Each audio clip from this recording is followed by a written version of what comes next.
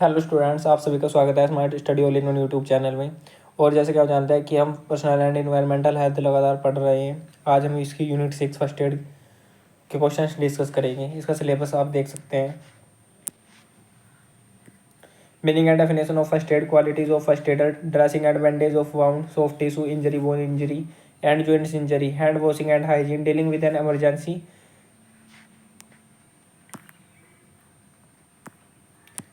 like cardiac arrest, arrest rescue, fire evacuation technique, transport technique. ये इसका syllabus है। लेकिन जो फर्स्ट एड का जो सिलेबस है ये आप देखने को एक छोटे से सिलेबस लग रहा हो, लेकिन ये बहुत काफ़ी बड़ा सिलेबस है। और फर्स्ट एड का एक अपना ही अलग पूरा कोर्स है। वो पूरे कोर्स के ही इन्होंने धीरे धीरे एक एक टॉपिक जिसकी एक अलग ही अपना एक चैप्टर है वो यहाँ पे ऐड कर दिया है। तो देखिए इसके मेरे पास लगभग 40 से 50 क्वेश्चन लगभग हम इस सीरीज इस वीडियो में होंगे। 50 क्वेश्चन लगभग। लेकिन ये क्वेश्चन इसके लिए पर्याप्त नहीं है। तो आपको जहाँ कहीं से भी फर्स्ट एड के ज़्यादा से ज़्यादा क्वेश्चन आप पढ़ने का प्रयास करें एग्जाम परीक्षा के लिए, क्योंकि 50 क्वेश्चन के अंदर ये पूरा सिलेबस कवर होना बिल्कुल भी पॉसिबल नहीं है। लेकिन फिर भी जो 50 क्वेश्चन है इंपॉर्टेंट क्वेश्चन है, इनको अच्छे से ध्यान से पढ़िएगा। ठीक है, चलते क्वेश्चन नंबर 1 पर।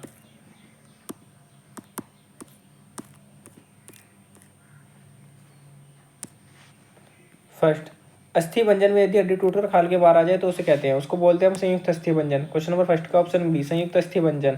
अगर हड्डी टूटकर दूसरी हड्डी के अंदर धस जाती तो उसको बोलते हैं हम पचहड्डी अस्थि भंजन।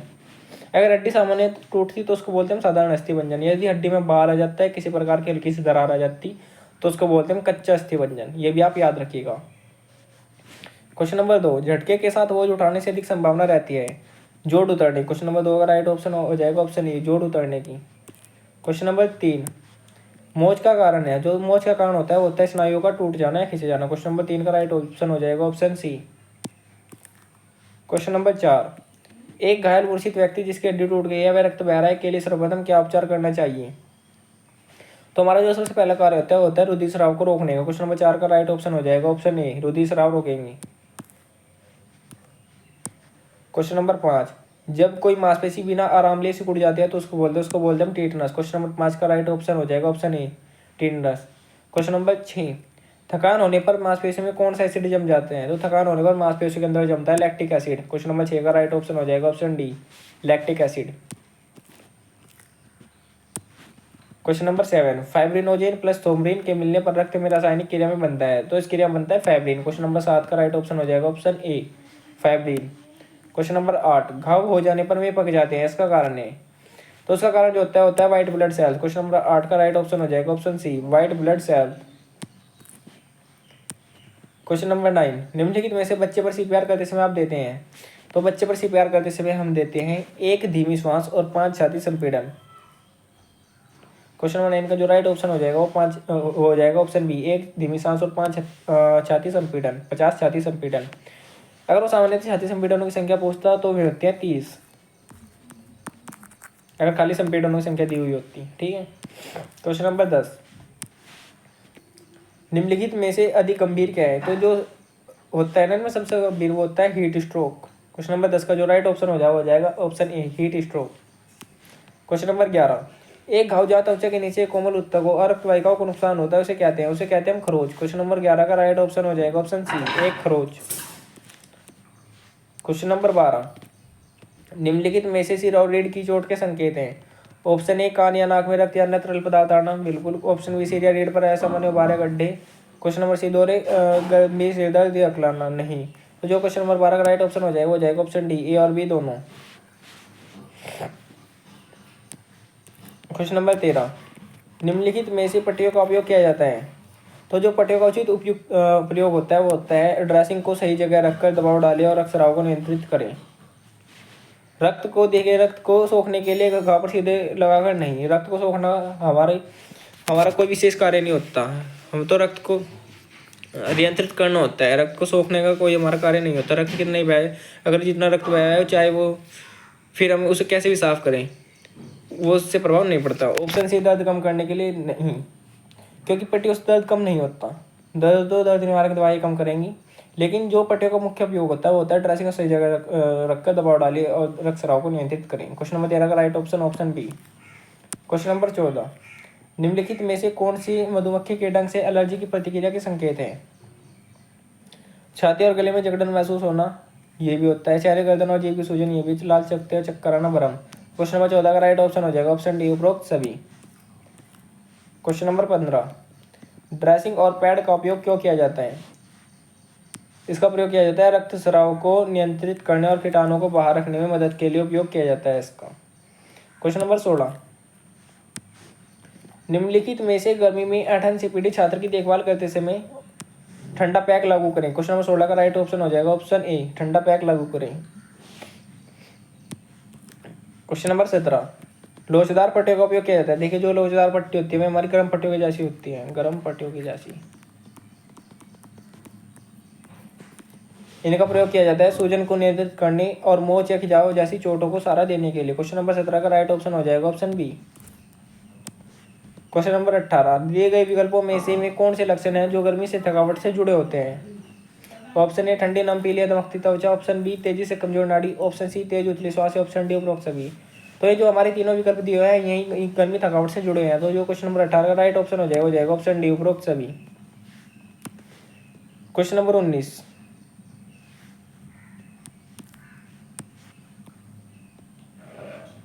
किसी ऐसे पीड़ित व्यक्ति की देखभाल करते समय जिसके हाथ पर कोई वस्तु लगने से घाव हो, आपको क्या करना चाहिए? तो हमें करना चाहिए इसके चारों ओर ड्रेसिंग करके वस्तु को स्थिर करें। ये हमारा सबसे पहला कार्य जो होता है। अगर वहाँ पर रक्त का अगर इसमें से कोई सा ऑप्शन होता है तो हम रक्तस्राव को रोकने का प्रयास करते हैं, सबसे पहला हमारा वो है। लेकिन रक्तस्राव के बारे में कोई विकल्प दिया हुआ नहीं है। तो उसके बाद हम कार्य करते हैं कि वस्तु को स्थिर करने का प्रयास करते हैं। देखो अगर हम वस्तु को हटाएंगे तो वहाँ पर रक्तस्राव अधिक मात्रा में होगा, जिसे नियंत्रित करना सरल नहीं होगा। तो जो सबसे पहला हमारा कार्य है वस्तु को स्थिर करके ड्रेसिंग करने का प्रयास करें और उसे उचित अच्छे चिकित्सक के पास ले जाए और अच्छी चिकित्सा प्रदान कराएं। तो क्वेश्चन नंबर 13 का जो 19 का जो राइट ऑप्शन हो जाएगा ऑप्शन बी। क्वेश्चन नंबर 20, लू लगना क्या है? शरीर के तापमान में बहुत अधिक वृद्धि। ऑप्शन बी, गर्म, लाल या शुष्क त्वचा। ऑप्शन सी, तेजी से कमजोर नाड़ी, उथली श्वास। तो जो क्वेश्चन नंबर 20 का राइट ऑप्शन हो जाएगा वो हो जाएगा ऑप्शन ए, शरीर के तापमान में बहुत अधिक वृद्धि। क्वेश्चन नंबर 21, आपके विद्यालय में एक छात्र के मुंह में चोट लग गया, उसका एक दांत टूट गया, तब आप क्या करेंगे? ऑप्शन ए, रक्तस्राव को नियंत्रित करना, छात्र के दांत द्वारा छोड़ी गई जगह में विसंक्रमित ड्रेसिंग लगा दी। ये हमारा सही कथन है। दूध या पानी में डालकर दांत को बचाएं, नहीं। ऑप्शन सी, दांत को सूखे तक में लपेटें और छात्र को दंत चिकित्सक के पास ले जाए, नहीं। तो जो क्वेश्चन नंबर 21 का राइट ऑप्शन हो जाएगा ऑप्शन ए, रक्तस्राव को नियंत्रित करें और छात्र के द्वारा छोड़ी गई जगह में विसंक्रमित ड्रेसिंग लगा दें। क्वेश्चन नंबर 22, शिशु सीपीआर या रेस्क्यू ब्रीथिंग करते समय शिशु के पेट में जबरदस्ती हवा से बचने के लिए आपको किस तरह की सांसें देनी चाहिए? देखिए जो शिशु को सांस देनी चाहिए वो देनी चाहिए हमें धीरे धीरे। क्वेश्चन नंबर 22 का राइट ऑप्शन हो जाएगा ऑप्शन सी, धीरे धीरे से। क्वेश्चन 23, निम्नलिखित में से कौन से लक्षण आंतरिक रक्तस्राव का संकेत देते हैं? तेजी से कमजोर नाड़ी, अत्यधिक प्यास। ऑप्शन बी, त्वचा जो ठंडी या नमी महसूस करती है या पीली या नीली दिखाई देती है। ऑप्शन सी, उसके शरीर के कोमल सूजे हुए चोट के निशान या सख्त भाग जैसे पेट। तो उसका राइट ऑप्शन हो जाएगा ऑप्शन डी, उपरोक्त सभी। ये तीनों कथन हमारे आंतरिक रक्तस्राव का संकेत देते हैं। क्वेश्चन नंबर 24, किसी पीड़ित व्यक्ति को आपको बचाव श्वास कब देनी चाहिए? ऑप्शन ए, सचेत घुटन पीड़ित। ऑप्शन बी, बेहोश घुटन पीड़ित। ऑप्शन सी, बेहोश, कोई नाड़ी नहीं, श्वास नहीं। ऑप्शन डी, बेहोश, सांस नहीं ले रहा है लेकिन नाड़ी है। तो जो उसका राइट ऑप्शन हो जाएगा ऑप्शन डी, बेहोश, सांस नहीं ले रहा है लेकिन नाड़ी है। नाड़ी का मतलब है हृदय कार्य कर रहा है लेकिन जो बचा श्वास है वो धीरे सरलता से नहीं आ पा रही है। ठीक है, जो क्वेश्चन नंबर 24 का राइट ऑप्शन हो जाएगा ऑप्शन डी। ऐसी स्थिति में सबसे पहले व्यक्ति को बचाव श्वास ही देनी चाहिए। Question number 25, first degree burn है। ऑप्शन ए, देखो जो फर्स्ट डिग्री बर्न होता है केवल त्वचा की ऊपरी परत का शामिल होना। क्वेश्चन नंबर 25 का राइट ऑप्शन हो जाएगा ऑप्शन ए, केवल त्वचा की ऊपरी परत का शामिल होना। क्वेश्चन नंबर 26, यदि किसी पीड़ित व्यक्ति के शरीर का अंग फटा या कटा हुआ है तो ऐसी अवस्था में आप क्या करेंगे? शरीर के कटे हुए हिस्से को रोगाणुरहित ड्रेसिंग में लपेटे, सही है। कटे हुए हिस्से को एक प्लास्टिक बैग पर रखें, ये भी हमारा सही है। ऑप्शन सी, प्लास्टिक बैग को बर्फ पर रखें और पीड़ित के साथ अस्पताल ले जाएं। देखिए बर्फ पर रखने का कार्य यह है कि ताकि जो हमारा कटा हुआ हिस्सा है उसको ठंडक प्राप्त हो और वहाँ पर थक्का जल्दी ही बढ़े। तो ये भी हमारा कथन क्या है, सही है। तो जो 26 का राइट ऑप्शन हो जाएगा वो जाएगा ऑप्शन डी, उपरोक्त सभी। क्वेश्चन नंबर 27, किसी ऐसी पीड़ित की देखभाल करते समय जिसकी वहां पर जलने के कारण बहुत जलन हो रही है, तब आप ऑप्शन ए, जले भाग को ठंडा करने के लिए बड़ी मात्रा में ठंडे पानी का प्रयोग करें। नहीं, देखो जले भाग पर गर्म पानी डालेंगे तो वहाँ फूले और जो हमारी त्वचा है वो विसंक्रमित और अधिक हो जाएगी। तो इसे कार्य हमें नहीं करना चाहिए। जले भाग को ठंडा करने के लिए बर्फ या बर्फ के पानी का प्रयोग करें। नहीं। ऑप्शन सी, जले हुए भाग से कपड़े को हटा दे और क्रीम लगाए। ये हमारा कथन बिल्कुल सही होगा। क्वेश्चन नंबर 27 का राइट ऑप्शन हो जाएगा ऑप्शन सी। क्वेश्चन नंबर 28, एक पीड़ित व्यक्ति के मुंह से खून निकल रहा है और उसके पेट में संकोचन हो रहा है, नाड़ी कमजोर और सांस तेज हो रही है। पीड़ित में किसके लक्षण है? देखिए, व्यक्ति के मुंह से खून निकलने का कार्य मतलब क्या है कि उसके आंतरिक किसी अंग में क्या हो रहा है, रक्तस्राव हो रहा है। तो जो क्वेश्चन नंबर 28 का राइट ऑप्शन हो जाएगा वो जाएगा ऑप्शन बी, आंतरिक रक्तस्राव। क्वेश्चन नंबर 29, किसी ऐसे पीड़ित व्यक्ति की देखभाल करते समय जो बिजली से जल गया हो, आप ऐसा नहीं करेंगे। देखिए, श्वास और नाड़ी की जांच हमारा सबसे पहला कार्य है, हम करेंगे संभावित फ्रैक्चर की जांच भी हम करेंगे। ऑप्शन डी, सदमे के लिए इलाज। देखिए, अगर व्यक्ति बिजली का झटका लगा तो उसे सामान्यतः झटका सदमा भी लग सकता है या मन भी प्रभावित हो सकता है, तो हम उसकी भी जांच करेंगे, उसका इलाज करेंगे। लेकिन जो हमारा ऑप्शन सी है उसका हम प्रयोग नहीं करेंगे, जलीय भाग को ठंडा करने का प्रयास नहीं करेंगे हम बिल्कुल भी, ताकि अगर हम ऐसा करेंगे तो व्यक्ति को और अधिक जलन होगी उस स्थान पे और त्वचा में संक्रमण होने का खतरा फैलेगा। क्वेश्चन नंबर 30, किसी ऐसे छात्र को जिसे अभी मधुमक्खियों ने काटा और जिसे मधुमक्खियों से एलर्जी है, उसकी देखभाल करते समय आपको क्या करना चाहिए? तो ऐसे में हमें सबसे पहले क्या लगाना चाहिए? ठंडा पैक लगाना चाहिए। क्वेश्चन नंबर 30 का राइट ऑप्शन हो जाएगा ऑप्शन सी, ठंडा पैक लगाएं। क्वेश्चन नंबर 31, यदि कोई व्यक्ति विद्युत द्वारा जला है, उसके लिए आप सबसे पहले क्या करेंगे?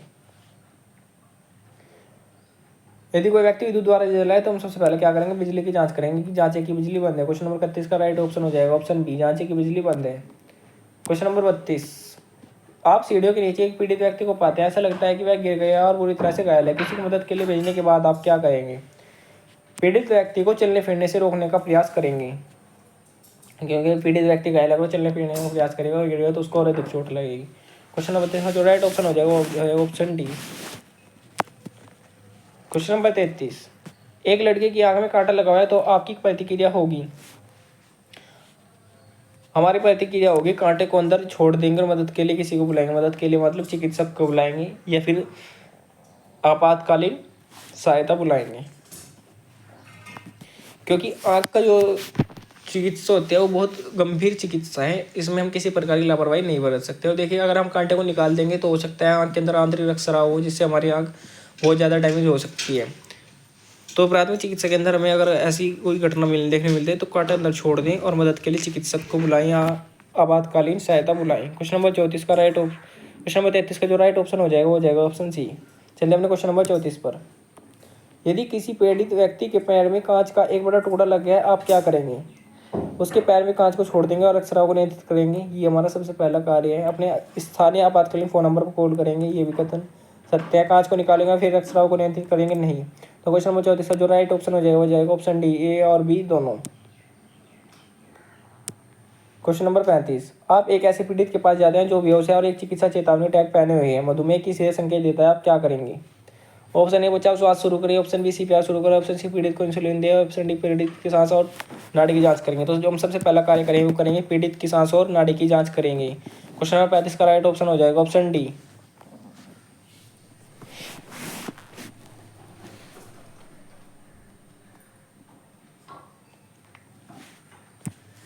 क्वेश्चन नंबर 36, गंभीर रूप से खून बहने वाले खुले घाव की देखभाल में आपको क्या करना चाहिए? संक्रमण को कम करने के लिए घाव से खून बहने दें? नहीं, ऐसे में तो व्यक्ति में खून रक्त की कमी हो जाएगी अगर बहुत अधिक रक्त बह गया। ऑप्शन बी, सीधे दबाव डालें और घायल भाग को ऊपर उठाए यदि कोई टूटी हड्डी नहीं है। ये कथन अब बिल्कुल सही है। ऑप्शन सी, सभी रक्त प्रवाह को रोकने के लिए टूर्निकेंट का प्रयोग करें।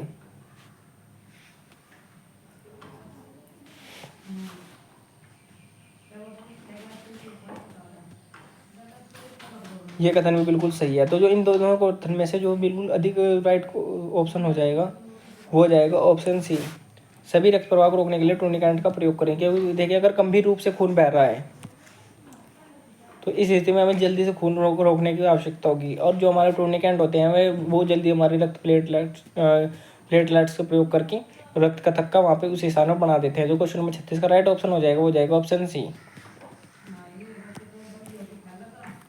क्वेश्चन नंबर 37 आंतरिक रक्तस्राव के कारण हो सकते हैं। ऑप्शन ए इसका राइट ऑप्शन हो जाएगा चोट। देखिए बीमारी मान लिया किसी को बुखार है तो उसके अंदर आंतरिक रक्तस्राव होगा नहीं। अगर मान लिया किसी को बुखार है पैरासीटामोल की दवाई दें तो पैरासीटामोल की दवाई खाने से क्या उससे आंतरिक रक्तस्राव होगा नहीं। तो क्वेश्चन नंबर 37 का जो राइट ऑप्शन हो जाएगा वो जाएगा ऑप्शन ए चोट। क्वेश्चन नंबर 38 दिए गए विकल्पों में से कौन से व्यवहार चोट के लिए आपके जोखिम को कम करते हैं। ऑटोमोबाइल में सवारी करते समय हमेशा एक सुरक्षा बेल्ट पहनना, ये हमारा कथन सत्य है। कार के अंदर सीट बेल्ट। ऑप्शन बी शराब का सेवन कम करना, यह शराब कम से कम पीना, ये भी कथन हमारा सही है। क्वेश्चन सी कोलेस्ट्रॉल खाद्य पदार्थों के सेवन सीमित करना। देखिए ये हमारा चोट का जोखिम को कम करने वाला प्रयास नहीं है। क्योंकि देखिए कोलेस्ट्रॉल क्या है, अगर कोलेस्ट्रॉल बढ़ेगा तो व्यक्ति को श्वास संबंधी हृदय संबंधी रोग होगा लेकिन कि उसके शरीर में किसी प्रकार की चोट नहीं लगी, मान लिया रक्त निकलने वाली। तो जो उसका राइट ऑप्शन हो जाएगा वो जाएगा ऑप्शन डी, ए और बी दोनों। क्वेश्चन नंबर 39 किसी दम घुटने वाले शिशु की देखभाल करते समय आप शिशु को किस स्थिति में रखेंगे। तो दम घुटने वाले अगर हमें लग रहा है कि किसी व्यक्ति को किसी शिशु को सांस लेने में समस्या हो रही है, उसके दम घुट रहा है, तो हम क्या करेंगे, अपने घुटने पर उसे नीचे की ओर रखेंगे और शरीर से नीचे सिर के साथ। मान लिया अगर हम उसे अपने घुटनों पर बिठा रखा है तो उसका जो सिर होगा वो उसके शरीर से इसका शरीर के इस तरह से नीचे रखेंगे। जो क्वेश्चन नंबर 39 का राइट ऑप्शन हो जाएगा वो जाएगा ऑप्शन डी।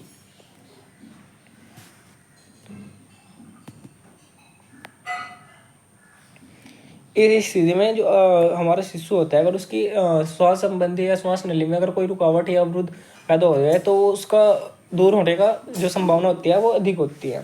क्वेश्चन नंबर 40 खून बहने वाले घावों की देखभाल करते समय आपका पहला कदम क्या होना चाहिए।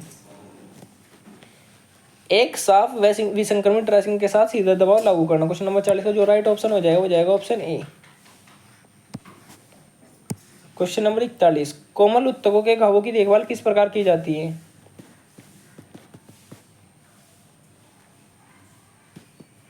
बर्फ और ऊंचाई, देखिए कुछ नहीं होता लेकिन हम क्या है बर्फ का प्रयोग करते हैं।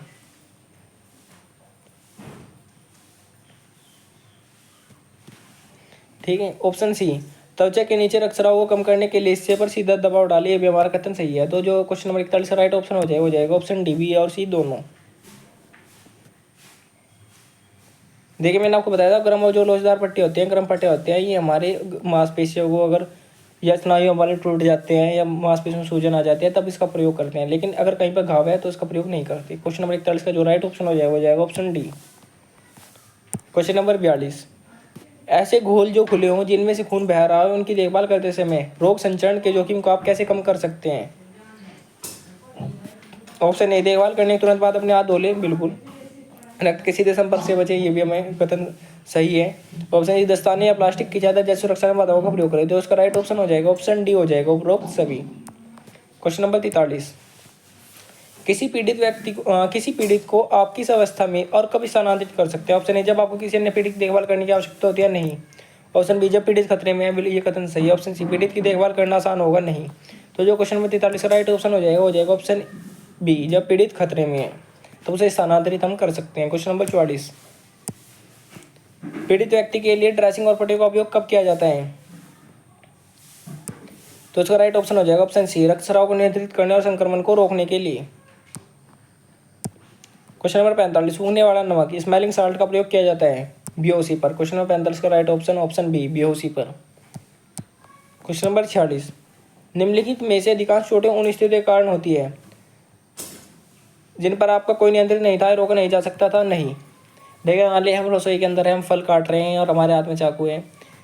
चाकू भी हमारे नियंत्रण में, स्थिति में हमारे नियंत्रण में, लेकिन फिर भी अधिकांश हमारे क्या होते हैं, कभी कभी क्या होती है हमारी उंगलियां कट जाते हैं, तो उस पर हमारा नियंत्रण था लेकिन हम क्या करें, रोक भी सकते थे लेकिन नहीं रोक पाए।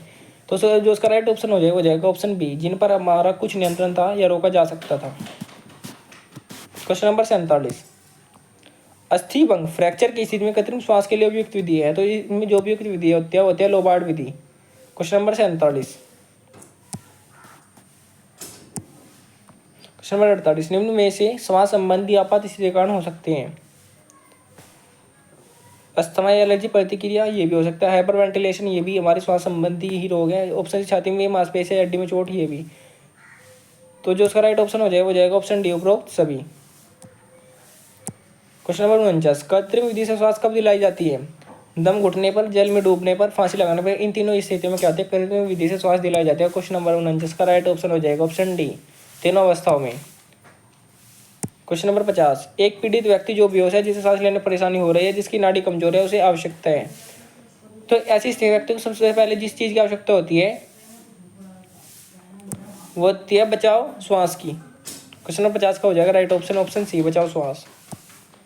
क्वेश्चन नंबर 51, अत्यधिक बिगड़ी स्थिति में कृत्रिम श्वास देने के लिए उपयुक्त विधि है। अगर स्थिति ज्यादा बिगड़ी हुई है तो ऐसी स्थिति में कृत्रिम श्वास देने की जो उपयुक्त विधि है होती है मुंह से श्वास देना। क्वेश्चन नंबर 51 का राइट ऑप्शन हो जाएगा ऑप्शन डी। क्वेश्चन नंबर 52, निम्नलिखित में से हार्ट अटैक का लक्षण कौन सा नहीं? सीने बता दिया हार्ट अटैक का लक्षण है। ऑप्शन सी, रंग में पीला या नीला, ये भी हमारा हार्ट अटैक का लक्षण है। अत्यधिक पसीना आना, ये भी हार्ट अटैक का लक्षण है। लेकिन जो लाल, गर्म या शुष्क त्वचा, ये हार्ट अटैक का लक्षण नहीं होती। क्वेश्चन नंबर 53, व्यक्ति के डूबने पर निम्न सहायता दी जाती है। व्यक्ति के डूबने में क्या क्या रहता है? उसको कृत्रिम श्वास दी जाती है। क्वेश्चन 53 का right option option B. Question number 54, निम्नलिखित में से वेश को सीपीआर करते समय आप देते हैं। जो इसका राइट ऑप्शन हो जाएगा ऑप्शन ए, 2 धीमी श्वास और 15 छाती संपीड़न। बच्चों को दी जाती है 1 धीमी सांस और 5 छाती संपीड़न, और वयस्क को दी जाती है 2 धीमी सांस और 15 छाती संपीड़न। क्वेश्चन नंबर 55, ऐसी परिस्थिति में आप क्या करेंगे जब किसी पीड़ित व्यक्ति के मुंह से खून बह रहा हो और आपको यकीन है कि उसके सिर, गर्दन या रीढ़ की हड्डी में कोई चोट नहीं है? तो हम करेंगे पीड़ित व्यक्ति को बैठाकर सिर को थोड़ा आगे की ओर झुकाकर रखें। क्वेश्चन नंबर 55 का राइट ऑप्शन ऑप्शन ए। माफ कीजिएगा, इसका सी ऑप्शन से पीड़ित को अपने आप लेटने दें। तो जो उसका राइट ऑप्शन हो जाएगा वो जाएगा ऑप्शन डी, ए और सी दोनों। क्वेश्चन नंबर 56, एक कार दुर्घटना के शिकार व्यक्ति को अभी अभी उल्टी हुई है और उसकी खांसी में खून आ रहा है, उसकी नाड़ी कमजोर है और उसकी सांसों की गति बहुत तेज हो रही है। इस अवस्था में सबसे अधिक संभावना किसकी है? तो इसका मतलब क्या है? अगर देखो उसके शरीर खांसी में क्या है, खून आ रहा है, तो इसका मतलब आंतरिक रक्तस्राव हो रहा है। क्वेश्चन नंबर 56 का राइट ऑप्शन हो जाएगा ऑप्शन बी, उसे आंतरिक रक्तस्राव हो रहा है। क्वेश्चन नंबर 57, शोक एक ऐसी स्थिति है जहाँ श्वसन तंत्र फेफड़ों को हवा देने में विफल रहता है। ऑप्शन बी, कार्डियोवैस्कुलर सिस्टम दिल को रक्त पहुंचाने में विफल रहता है। ऑप्शन सी, संचार प्रणाली शरीर के सभी भागों में रक्त पहुंचाने में विफल हो जाती है। उसे जो उसका राइट ऑप्शन हो जाएगा ऑप्शन सी, संचार प्रणाली शरीर के सभी भागों में रक्त पहुंचाने में विफल हो जाती है। क्वेश्चन नंबर 58, एक पीड़ित व्यक्ति के पैर में गहरे घाव के कारण काफी खून बह गया है। वह तेजी से सांस ले रहा है और उसे बेचैनी महसूस हो रही है। उसे शायद, तो ऐसे इसमें व्यक्ति को क्या लग जाता है? अगर देखिए, अगर व्यक्ति के कोई घाव खून बह रहा है और वो तेजी सांस ले रहा है, बेचैनी महसूस हो रहा है, इसका मतलब है कि व्यक्ति सदमे में है। क्वेश्चन नंबर 58 का राइट ऑप्शन हो जाएगा ऑप्शन सी, व्यक्ति सदमे में है। क्वेश्चन नंबर 59, आपकी बस में बैठा एक लड़का डायबिटिक शौक में चला जाता है, तब आप क्या करते हैं? हम करते हैं उसे सहज बनाएंगे या उसे दिलासा देंगे, सांत्वना देंगे, उसे गैर आहार पेय, कैंडी या उसमें चीनी के साथ कुछ देंगे। क्वेश्चन नंबर 60, आपको संदेह है कि ये व्यक्ति को जहर दिया गया है और वह अभी होश में है। आपको सबसे पहले किसको कॉल करना चाहिए? हमें सबसे पहले कॉल करना चाहिए जहर नियंत्रण केंद्र या अपने स्थानीय आपातकालीन फोन नंबर पर। क्वेश्चन नंबर 61, आपकी बस में एक छात्र के कमर में एक गंभीर कट है, इस स्थिति में आप क्या करेंगे?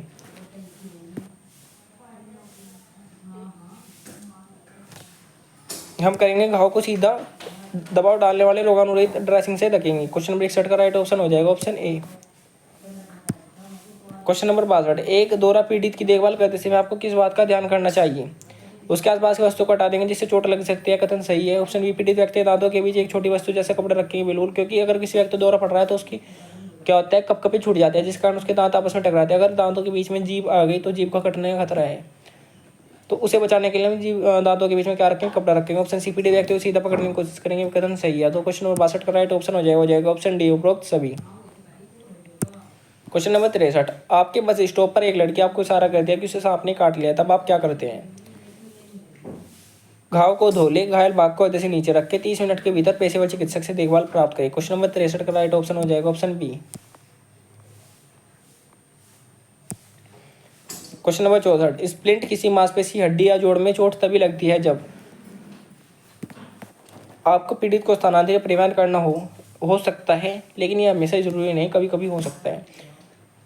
आप पीड़ित को चोट पहुंचाए बिना भी ऐसा कर सकते हैं, ये कथन हमारा सत्य है। तो जो क्वेश्चन नंबर 64 का राइट ऑप्शन हो जाएगा वो सही है ऑप्शन डी, ए और बी दोनों। क्वेश्चन नंबर 65, एक लड़की सांस नहीं ले रही है लेकिन उसकी नाड़ी है, तब आप क्या करेंगे? हम करेंगे 112 पर कॉल करेंगे, बचाव श्वास शुरू करेंगे। नाड़ी का मतलब है हृदय कार्य कर रहा है लेकिन सांस नहीं आ रहा है, तो सांस नहीं आ रही है तो इसी हम क्या करेंगे? बचाव श्वास देंगे। और 112 हमारा आपातकालीन नंबर है ही। क्वेश्चन नंबर, ठीक है, क्वेश्चन तो हमारे कंप्लीट हो गए, लेकिन ये थोड़े से इंपॉर्टेंट क्वेश्चन यहाँ से बन सकते हैं, आप इनको भी देख लीजिए। वर्ल्ड हाइपरटेंशन डे, विश्व उच्च रक्तचाप दिवस कब मनाया जाता है? मनाया जाता है हमारा 17 मई को। वर्ल्ड हेल्थ डे, विश्व स्वास्थ्य दिवस हमारा कब मनाया जाता है? मनाया जाता है हमारा 7 अप्रैल को। स्वास्थ्य शिक्षा से संबंधित ABC लॉ क्या है? तो ABC अगर नियम अगर पूछ ले तो ए का मतलब होता है एयरवे। हम सबसे पहले चेक किसको करते हैं? वायु मार्ग को, कि व्यक्ति अगर कोई बेहोश है तो उसका वायु मार्ग सही है नहीं है, उसको सांस आ रही है नहीं, वायु मार्ग में कोई अवरोध पैदा तो नहीं हो रही है। बी का मतलब होता है ब्रीथिंग, ब्रीथ का मतलब होता है सांस, क्या उसको सांस सही से आ रही है?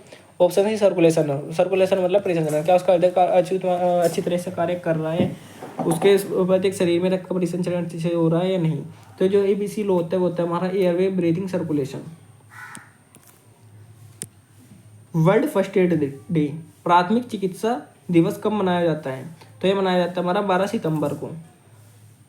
प्राथमिक चिकित्सा के चरण, अगर हमसे पेपर में क्वेश्चन पूछ लिया जाए कि प्राथमिक चिकित्सा के कितने चरण बताए गए, तो प्राथमिक चिकित्सा के 7 चरण बताए गए हैं। अगर पेपर में क्वेश्चन ये आ जाए कि आधुनिक प्राथमिक चिकित्सा के जनक किसको माना जाता है, तो आधुनिक प्राथमिक चिकित्सा के जनक वो माना जाता है फ्रेडरिक वॉन एसमार्च को। क्योंकि देखो प्राथमिक चिकित्सा जो पद्धति है वो हमारी प्राचीन काल से, वैदिक काल से चली आ रही पद्धति है, तो उसके जो मुख्य जनक है या प्राचीन काल के जनक है वो बताना हमारे लिए सरल नहीं है, लेकिन जो आधुनिक प्राथमिक चिकित्सा के जनक है वे माने जाते हैं फ्रेडरिक वॉन एसमार्च। इन क्वेश्चनों को आप अच्छे से पढ़ लीजिएगा। वीडियो को लाइक करें, चैनल को सब्सक्राइब करें और वीडियो को अपने सभी दोस्तों के पास शेयर करें। जो भी जितने भी आपके दोस्त हैं जिनके पास हेल्थ, पर्सनल एंड एनवायरनमेंट या फिजिकल एजुकेशन एंड योगा ये सब्जेक्ट्स हैं, तो उनके पास वीडियो जरूर शेयर करें। धन्यवाद।